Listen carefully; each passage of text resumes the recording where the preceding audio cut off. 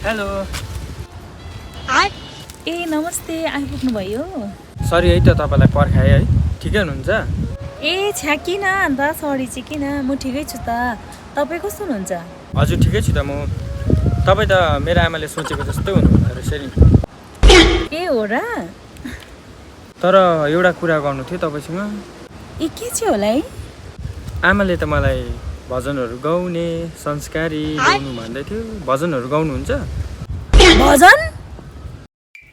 ला भजनको त मलाई भयो पनि थाहा छैन छौ के गरौँ हौ अब यस्तो धनी केटा म कमाउनु पनि सक्दिनँ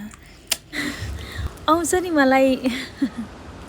मलाई एउटा भजन गाएर सुनाइदिनुहोस् न कुन चाहिँ भजन पो गाएर सुनौँ म